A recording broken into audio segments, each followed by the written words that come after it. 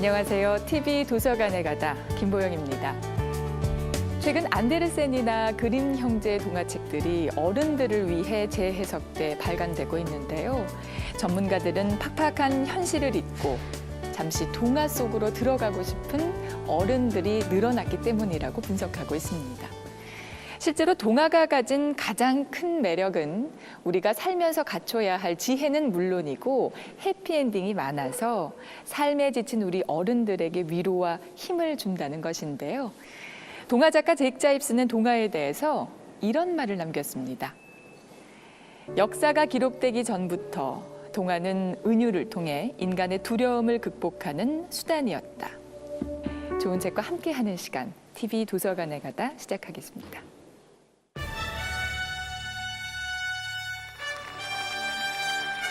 (2017년 5월 10일) 대통령 문재인.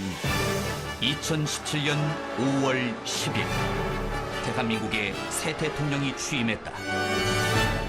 보수와 진보의 갈등은 끝나야 합니다.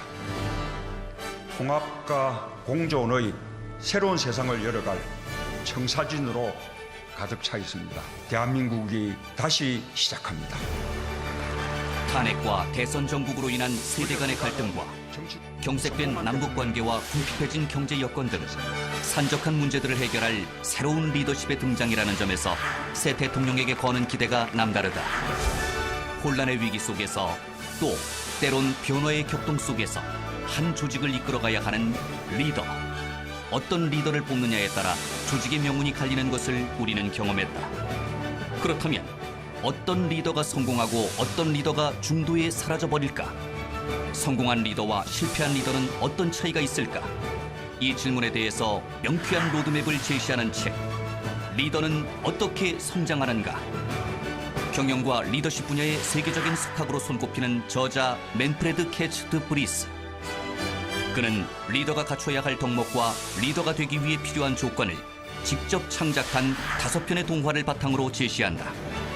그 어느 때보다 현명한 리더십이 필요한 지금, 리더십의 위기를 돌파할 해법을 찾아보자. 자, 리더는 어떻게 성장하는가, 이 책 교수님 번역을 하셨는데요. 이 책에 대한 소개도 좀 부탁드리고요. 저자가 어떤 분인지도 좀 궁금해요. 네, 사실 이 책을 설명을 드리려면 그 저자에 대한 소개가 먼저 있어야 될 것 같은데요.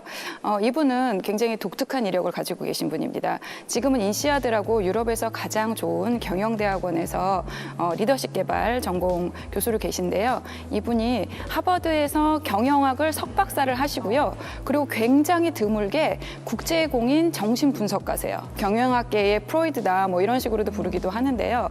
그러니까 자기가 가지고 있는 정신분석적인 어떤 그런 렌즈를 가지고 네. 조직에 일어나는 병폐 이런 것들을 분석을 하시고요. 또 그 안에 있는 리더들을 더 좋은 리더로 만들기 위해서 굉장히 오랜 시간 그쪽에서 이제 전념을 하신 분입니다. 네. 그래서 유럽에서는 굉장히 유명하신 분이고요. 유럽에 있는 리더는 웬만한 분은 다 만나보신 분이세요. 근데 이분이 이렇게 오랫동안 지금 70대신데 활동을 하시다 보니까 내가 뭔가 좀 사람들한테 좀 깊이 들어갈 수 있고 좀 쉽게 접근할 수 있는 그런 책을 한번 써봐야겠다라는 생각을 하시게 됩니다.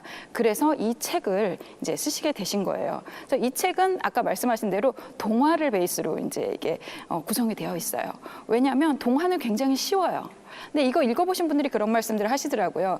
굉장히 쉽지만 가볍지 않다. 이렇게 말씀을 하세요. 그래서 동화로서 우리한테 쑥 들어오게 그렇게 교훈을 주는 이야기를 가지고 있지만 사실 이것이 굉장히 중요한 어떤 삶의 에센스를 담고 있습니다. 네, 좀 전에 이 교수님께서 말씀하셨듯이 이 책의 구성이 굉장히 특이해요. 이 리더십에 대한 책은 사실 굉장히 많이 있는데 이 책은 동화를 접목해서 구성을 했단 말이에요. 사람들이 동화라고 하면 보통 애들이나 읽는 거 이렇게 생각을 하는데요. 사실 그렇지 않아요. 저도 나이가 들어서 이렇게 한참 공부하고 나서 읽으니까 동화가 정말 소름 끼치게 이 인간 삶을 이제 이야기하고 있는 그런 면들이 있습니다. 이분이 테드 강연을 하시게 됐어요.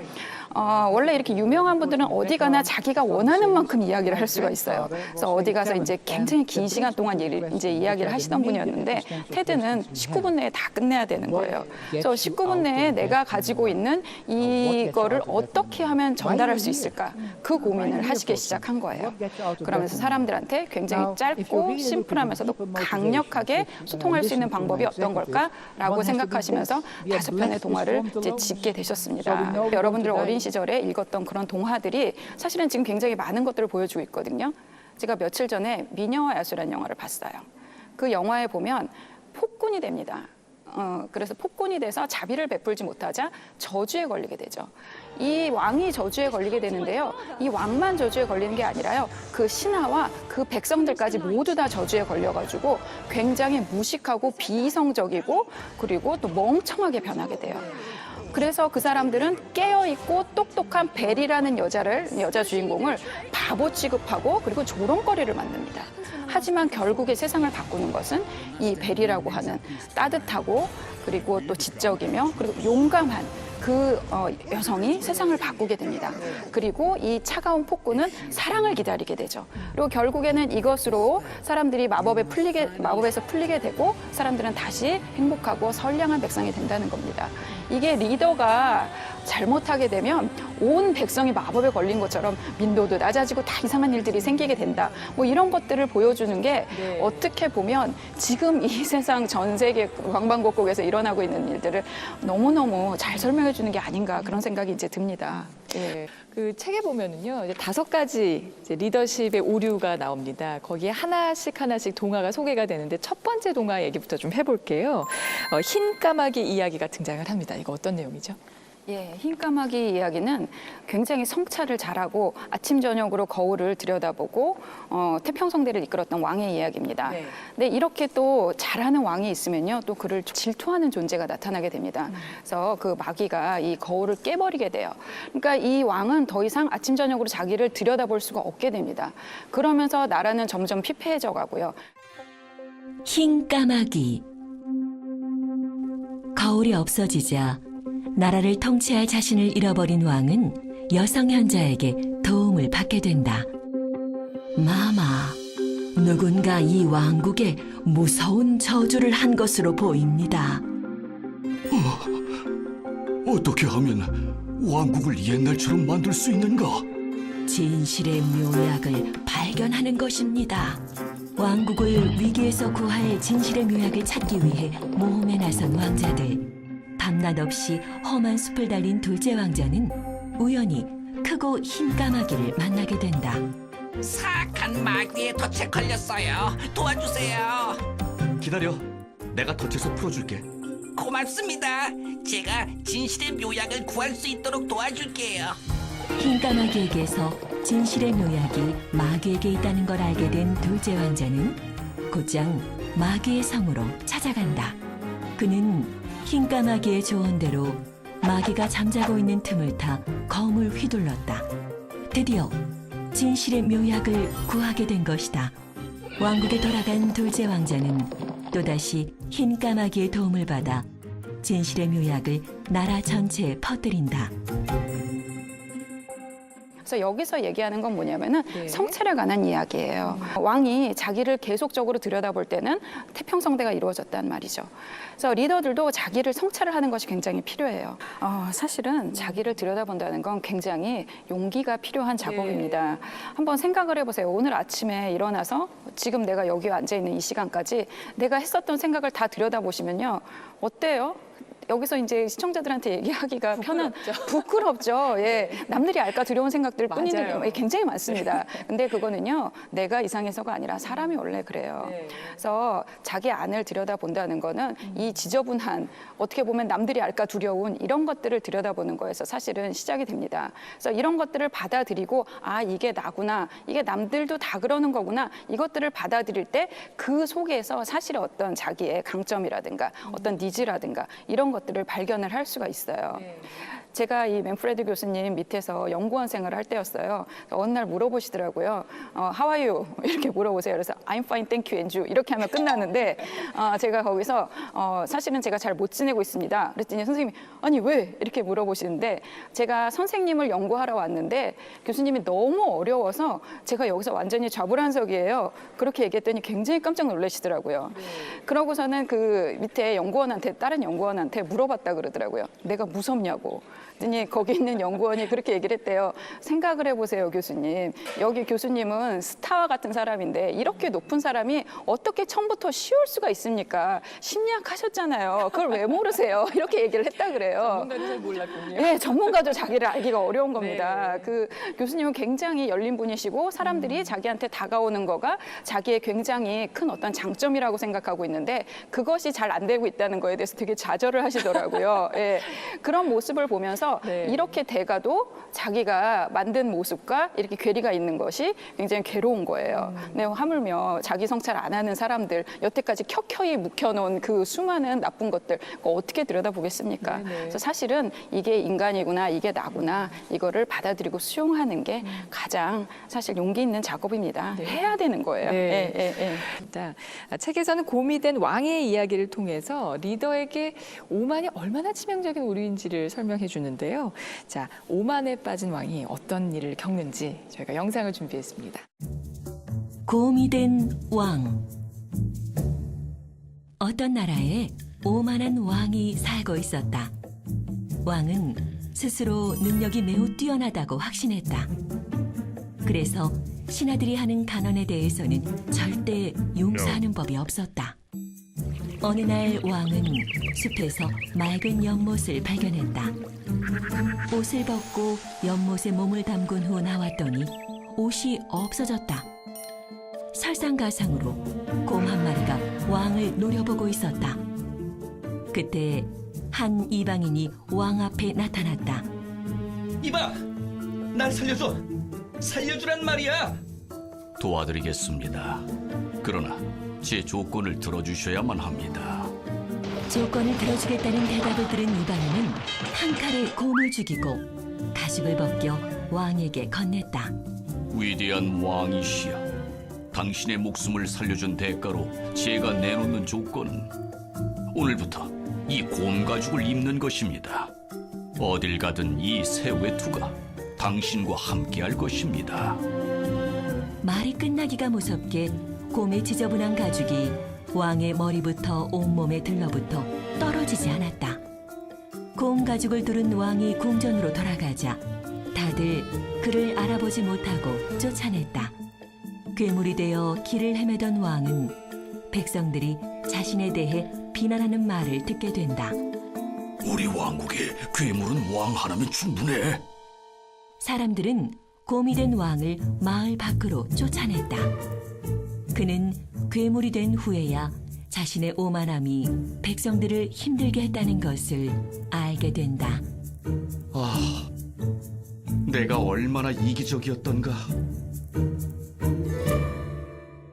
네, 어떻게 보면 리더들이 가장 많이 겪기 쉬운 것이 바로 이 오만이 아닐까 싶은데요. 이 리더들이 뭐 어느 정도의 오만에 빠지는 거는 기본이라고 생각할 수 있는데요. 이게 문제가 되는 거는 조직을 망가뜨릴 정도의 나르시시즘입니다. 네. 사실 이거는 굉장히 복잡한 문제예요. 이 정신분석학자들은 이 밑에 성장 과정 이런 것들을 이제 보게 돼요. 보통은 이런 사람들 같은 경우는 지금 뭐 아직 최고의 자리에 오르지 않은 사람은 굉장히 매력적이고 일도 잘하는 사람입니다. 근데 이 사람들이 성장 과정에서 제대로 된 사랑을 받지 못하고 제대로 양육이 되지 못했다 그러면 이 안에 텅 비어 있는 상태로 계속적으로 성장을 하게 되는 거예요. 그래서 자기가 스스로 자존감이 없고 바깥으로부터 자기를 인정하는 것을 계속적으로 요구하기 때문에 이런 사람들은 일도 정말 열심히 하고 공부도 정말 열심히 해서요. 굉장히 엘리트 중에 굉장히 많이 있습니다. 그래서 이런 사람들이 잘 해 나가다가 자기가 최고 권력의 자리에 이르렀다고 생각을 하게 되면 자기가 여태까지 못 받았던 그런 텅 빈 속을 받기 위해서 사람들을 마구 착취하기 시작을 합니다.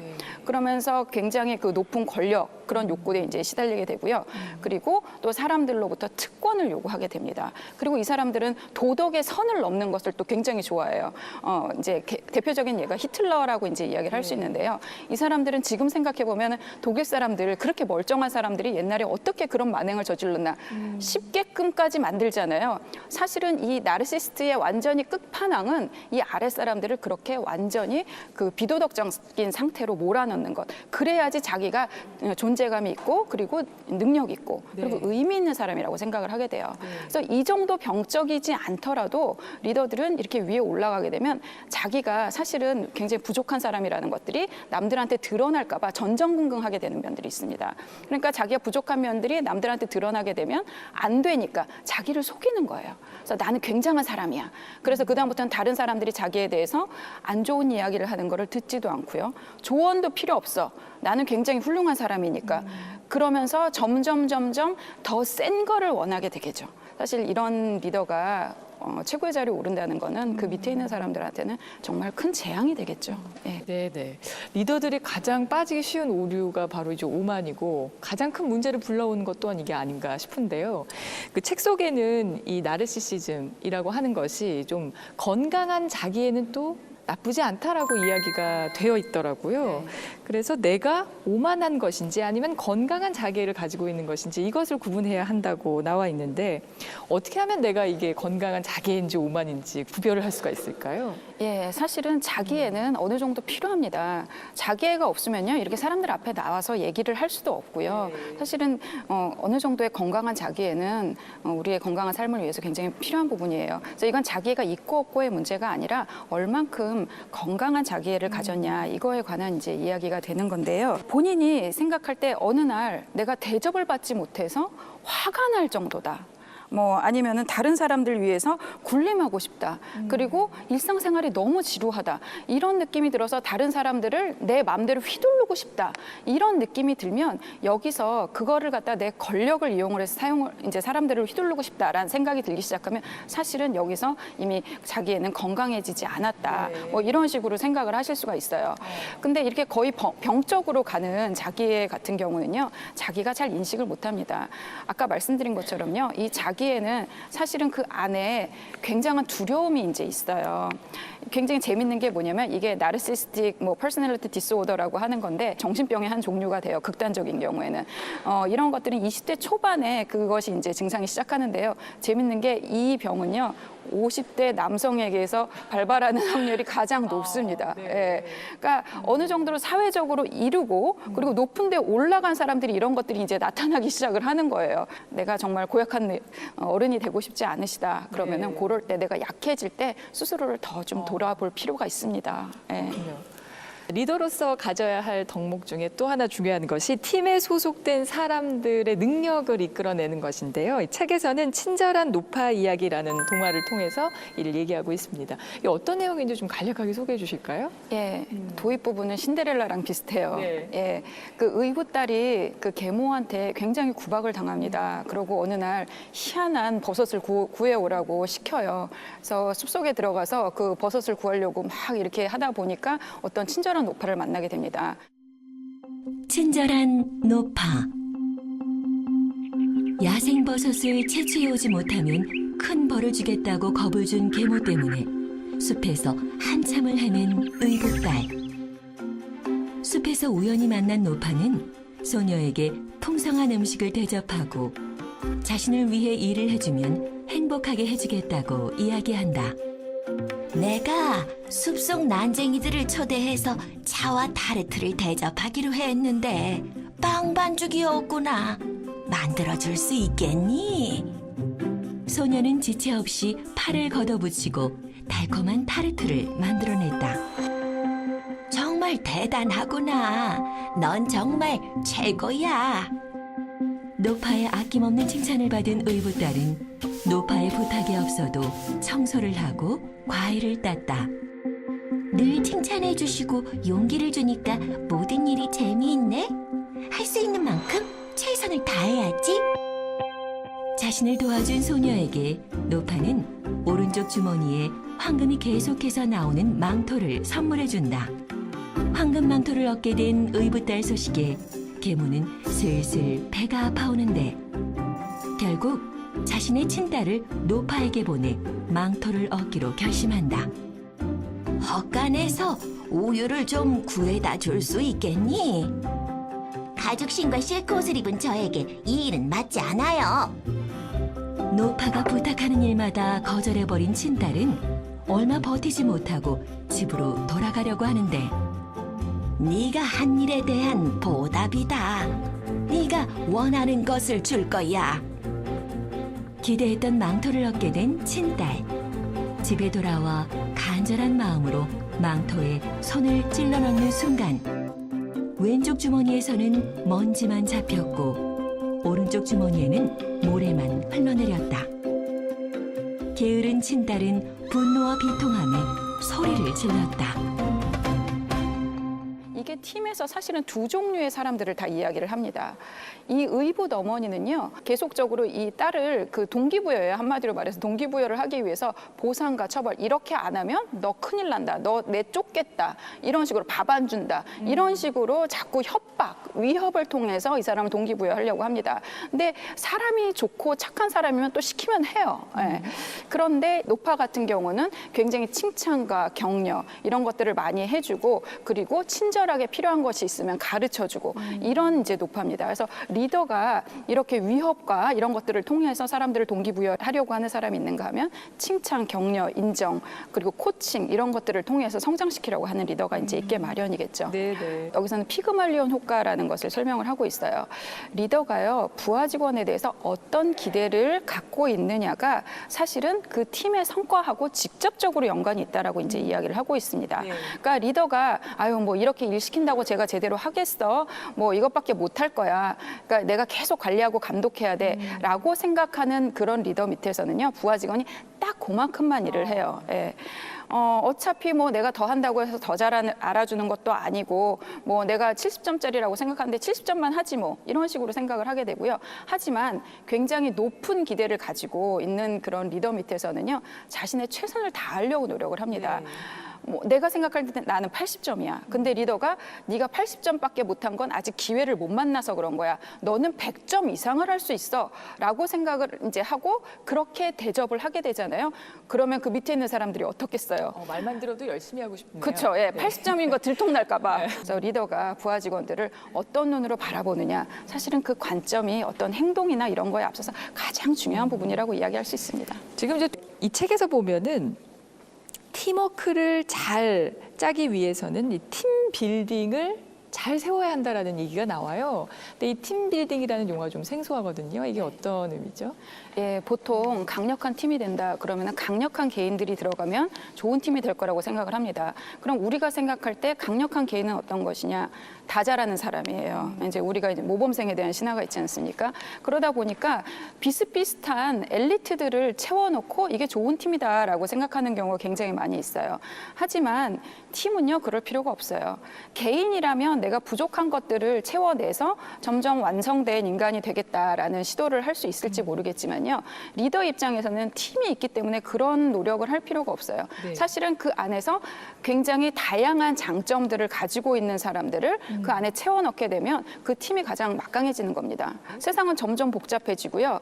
어떤 팀보다 강한 개인은 없게 됩니다. 그렇기 때문에 이 개인들이 모여서 자기의 가장 강점, 그리고 자기가 가장 잘하는 것을 발휘할 수 있는 그런 팀으로 묶는 것이 사실은 성공하는 팀을 만드는 팀 빌딩이 되겠죠. 네. 예. 리더는 어떻게 성장하는가 책을 가지고 얘기 나눠봤는데요. 마지막 질문 한 가지 드리면서 이 시간 마무리하도록 하겠습니다. 교수님, 이 책을 읽고요. 어떻게 하면은 그 리더로서의 덕목을 잘 실천할 수 있을지 팁을 좀 주시겠어요? 이 교수님들 책의 그 마무리에 그런 이야기를 하게 됩니다. 가장 중요한 것은 자기를 다스릴 줄 모르는 사람은 남을 다스릴 수 없다라는 얘기합니다. 그래서 스스로를 알고 스스로를 다스리는 게 가장 중요하거든요. 근데 아까 말씀드린 것처럼 이거는 굉장히 어려운 일이에요. 몇천 년 동안 너 자신을 알라가 그렇게 유행어가 된 것도 그게 그만큼 어렵기 때문에 그래요. 그래서 몇 가지 방법론적인 게 있는데요. 제가 추천해드리고 싶은 거는 뭐냐면 쓰는 거예요. 예, 뭐든지 쓰십시오. 일기, 성찰 뭐 이런 어려운 거 하지 마시고요. 그냥 자기 생각을 자꾸 쓰다 보면 그 안에서 길이 찾아지는 것들이 이제 있어요. 이거는 실제로 미국에서 사람들을 심리 치료하는 요법으로 그러니까 보험 혜택도 받을 수 있는 굉장히 검증된 방법입니다. 네. 그렇기 때문에 내가 좀 뭔가 어딘가에 갇혀 있는 것 같다. 그러면 내 안을 들여다보면서 뭐 내 안의 욕구, 뭐 본능 이런 거 보지 마시고요. 그냥 쓰세요. 나는 오늘 어땠는지 내 기분 어떤 건지 아무거나 쓰다 보면 그 안에서 길을 찾을 수 있고 그것이 또 요즘에 이제 유행하는 인문학의 힘이 아닐까라는 네. 생각이 이제 듭니다. 네, 네. 네.